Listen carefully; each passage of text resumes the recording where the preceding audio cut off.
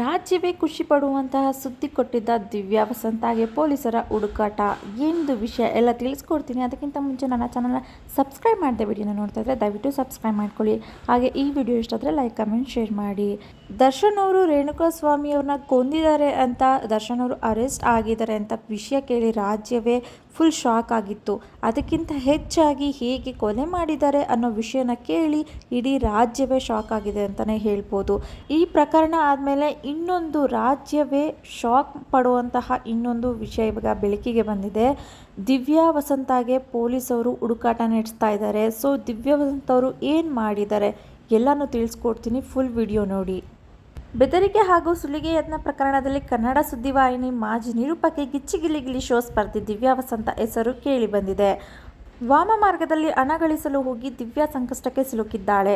ಮೊದಲಿಗೆ ಸುದ್ದಿವಾಹಿನಿಯ ನಿರೂಪಕಿಯಾಗಿ ಗಮನ ಸೆಳೆದಿದ್ದು ಆಕೆ ಬಳಿಕ ಇನ್ಸ್ಟಾಗ್ರಾಮ್ ರೀಲ್ಸ್, ಯೂಟ್ಯೂಬ್ ವಿಡಿಯೋಗಳಿಂದ ಸುದ್ದಿ ಮಾಡಿದ್ದಳು. ಜೆಬಿ ನಗರದ ಪೊಲೀಸ್ ಠಾಣಾ ವ್ಯಾಪ್ತಿಯ ಸ್ಪಾ ಒಂದರ ವ್ಯವಸ್ಥಾಪಕನನ್ನು ಬೆದರಿಸಿ ಹಣ ಸುಲಿಗೆ ಯತ್ನಿಸಿದ ಪ್ರಕರಣದಲ್ಲಿ ಪೊಲೀಸರು ಮೂವರನ್ನು ಬಂಧಿಸಿದ್ದಾರೆ. ರಾಜ್ ನ್ಯೂಸ್ ಸುದ್ದಿವಾಹಿನಿಯ ಸಿಇಒ ವೆಂಕಟೇಶ್ ಹಾಗೂ ದಿವ್ಯಾ ವಸಂತ ಸಹೋದರ ಸಂದೇಶ್ ಬಂಧನವಾಗಿದ್ದು ಪೊಲೀಸರು ಹೆಚ್ಚಿನ ವಿಚಾರಣೆ ನಡೆಸುತ್ತಿದ್ದಾರೆ. ಆರೋಪಿಗಳ ಮೊಬೈಲ್ ಜಪ್ತಿ ಮಾಡಿಕೊಳ್ಳಲಾಗಿದೆ. ಸದ್ಯ ದಿವ್ಯಾ ವಸಂತ ನಾಪತ್ತೆಯಾಗಿದ್ದು ಪೊಲೀಸರು ಹುಡುಕಾಟ ನಡೆಸಿದ್ದಾರೆ. ವೆಂಕಟೇಶ್ ಹಾಗೂ ದಿವ್ಯಾ ಸೇರಿ ಸ್ಪೈ ರಿಸರ್ಚ್ ಟೀಮ್ ಹೆಸರಿನ ವಾಟ್ಸಪ್ ಗ್ರೂಪ್ ಮಾಡಿಕೊಂಡು ದುಷ್ಕೃತ್ಯಗಳನ್ನು ನಡೆಸುತ್ತಿದ್ದರು ಎಂದು ವರದಿಯಾಗಿದೆ. ತಮ್ಮ ಡೀಲ್ ಪ್ಲಾನ್ಗಳ ಬಗ್ಗೆ ಇದೇ ಗ್ರೂಪ್ನಲ್ಲಿ ಆರೋಪಿಗಳು ಚರ್ಚಿಸುತ್ತಿದ್ದರು ಎನ್ನಲಾಗಿದೆ. ಖಾಸಗಿ ಸುದ್ದಿವಾಹಿನಿಯಲ್ಲಿ ಕೆಲಸ ಮಾಡುತ್ತಿದ್ದ ದಿವ್ಯಾ ಕೆಲ ದಿನಗಳ ಹಿಂದೆ ಕೆಲಸ ಬಿಟ್ಟಿದ್ದರು. ಅದೇ ಸೋಷಿಯಲ್ ಮೀಡಿಯಾದಲ್ಲಿ ಸಖತ್ ಆಕ್ಟಿವ್ ಆಗಿದ್ದರು. ರ್ಯಾಪ್ ಸಾಂಗ್ಸ್ ಮಾಡಿ ಗಮನ ಸೆಳೆಯುವ ಪ್ರಯತ್ನ ಮಾಡುತ್ತಿದ್ದರು. ಸುದ್ದಿವಾಹಿನಿಯಲ್ಲಿ 15ರಿಂದ 20 ಸಾವಿರ ಸಂಬಳ ಸಿಗುತ್ತಿತ್ತು. ರಿಯಾಲಿಟಿ ಶೋನಿಂದ ವಾರಕ್ಕೆ 5-6 ಸಾವಿರ ಸಿಗುತ್ತಿತ್ತು. ಮಧ್ಯಮ ವರ್ಗದ ಕುಟುಂಬದಿಂದ ಬಂದ ದಿವ್ಯಾ ಶೋಕಿಗೆ ಬಿದ್ದು ಐಷಾರಾಮಿ ಜೀವನಕ್ಕಾಗಿ ಸುಲಿಗೆಕೋರರ ಜೊತೆ ಕೈ ಜೋಡಿಸಿದ್ದರು ಎಂದು ಪೊಲೀಸರು ಹೇಳಿದ್ದಾರೆ. ತನ್ನ ಯೂಟ್ಯೂಬ್ ಚಾನೆಲ್ಗೆ ನಿರೂಪಕಿಯಾಗಿ ದಿವ್ಯಾಳನ್ನು ವೆಂಕಟೇಶ್ ಪರಿಚಯಿಸಿಕೊಂಡಿದ್ದ. ಅದೇ ಸಲುಗೆಯಿಂದ ಇಬ್ಬರು ಅಮಾಯಕ ಸುಲಿಗೆ ಮಾಡಲು ಆರಂಭಿಸಿದ್ದರು. ಶ್ರೀಮಂತರು, ಮಸಾಜ್ ಪಾರ್ಲರ್ಗಳು ಹಾಗೂ ವೈದ್ಯರೇ ಈ ಗ್ಯಾಂಗ್ನ ಟಾರ್ಗೆಟ್ ಆಗಿದ್ದರು. ಹನಿ ಟ್ರ್ಯಾಪ್ ರೀತಿ ಹಣವುಳ್ಳವರನ್ನು ಬಲೆಗೆ ಬೀಳಿಸಿ ಸುಲಿಗೆ ಮಾಡುತ್ತಿದ್ದರು ಎಂದು ಪೊಲೀಸರು ತನಿಖೆ ವೇಳೆ ಗೊತ್ತಾಗಿದೆ.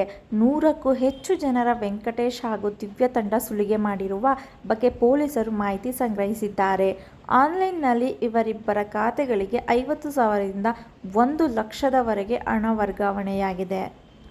ಇಂದಿರಾನಗರದ ಶ್ರೀ ಸ್ಪಾ ಆ್ಯಂಡ್ ಬ್ಯೂಟಿ ಪಾರ್ಲರ್ಗೆ ವೆಂಕಟೇಶ್ ಹಾಗೂ ದಿವ್ಯಾ ತಂಡ ಈಶಾನ್ಯ ರಾಜ್ಯದ ಯುವತಿಯನ್ನು ಕೆಲಸಕ್ಕೆ ಸೇರಿಸಿದ್ದರು. ನಂತರ ಗ್ರಾಹಕನ ಸೋಗಿನಲ್ಲಿ ಸ್ಪಾಗೆ ದಿವ್ಯಾ ಸಹೋದರ ಸಂದೇಶ್ ಹೋಗಿದ್ದ. ತನ್ನದೇ ಗ್ಯಾಂಗ್ ಯುವತಿ ಬಳಿ ಮಸಾಜ್ಗೆ ಬುಕ್ ಮಾಡಿಕೊಂಡಿದ್ದ. ಆಕೆಯ ಜೊತೆ ಸಲುಗೆಯಿಂದ ವಿಡಿಯೋವನ್ನು ರಹಸ್ಯ ಕ್ಯಾಮೆರಾದಲ್ಲಿ ಸೆರೆ ಹಿಡಿದುಕೊಂಡಿದ್ದ. ನಿಮ್ಮ ಸ್ಪಾದಲ್ಲಿ ವೇಶ್ಯಾವಾಟಿಕೆ ನಡೆಯುತ್ತಿದೆ ಎಂದು ಈಗಾಗಲೇ ಸೆರೆ ಹಿಡಿದಿದ್ದ ವಿಡಿಯೋ ತೋರಿಸಿ ಸ್ಪಾ ವ್ಯವಸ್ಥಾಪಕರನ್ನು ಬೆದರಿಸಿದರು. 15 ಲಕ್ಷ ಹಣಕ್ಕೆ ಬೇಡಿಕೆ ಇಟ್ಟಿದ್ದ ತಂಡ ಬಳಿಕ 8 ಲಕ್ಷ ಡೀಲ್ ಕುದುರಿಸಲು ಯತ್ನಿಸಿತು. ಆದರೆ ಸ್ಪಾ ವ್ಯವಸ್ಥಾಪಕ ಜೆಬಿ ನಗರದ ಠಾಣೆ ಮೆಟ್ಟಿಲೇರಿದರು. ತನಿಖೆಗಳಿಂದ ಪೊಲೀಸರು ವೆಂಕಟೇಶ್ ಹಾಗೂ ಸಂದೇಶ್ನನ್ನು ಬಂಧಿಸಿ ಇನ್ನುಳಿದ ಆರೋಪಿಗಳಿಗಾಗಿ ಹುಡುಕಾಟ ಮುಂದುವರಿಸಿದ್ದಾರೆ. ಇನ್ನು ಪ್ರಕರಣ ಸಂಬಂಧ ಲಗ್ಗೆರೆಯಲ್ಲಿರುವ ದಿವ್ಯಾ ವಸಂತ ಮನೆ ಮೇಲೆ ದಾಳಿ ನಡೆಸಿ ಕ್ಯಾಮ್ರಾ, ಲ್ಯಾಪ್ಟಾಪ್ ಸೇರಿ ಕೆಲ ವಸ್ತುಗಳನ್ನು ವಶಪಡಿಸಿಕೊಂಡಿದ್ದಾರೆ. ಸದ್ಯಕ್ಕೆ ದಿವ್ಯಾ ವಸಂತ ಅವರು ಕಾಣಿಸುತ್ತಿಲ್ಲ, ನಾಪತ್ತೆಯಾಗಿದ್ದಾರೆ ಎಂದು ತಿಳಿಸಲಾಗಿದೆ. ಇದಿಷ್ಟು ಈ ವಿಡಿಯೋ ಇಷ್ಟ ಲೈಕ್ ಕಮೆಂಟ್ ಶೇರ್ ಮಾಡಿ. ಹಾಗೆ ನನ್ನ ಚಾನಲ್ನ ಸಬ್ಸ್ಕ್ರೈಬ್ ಮಾಡ್ಕೊಳ್ಳಿ. Thank you. ನೆಕ್ಸ್ಟ್ ವಿಡಿಯೋದಲ್ಲಿ ಸಿಗ್ತೀನಿ.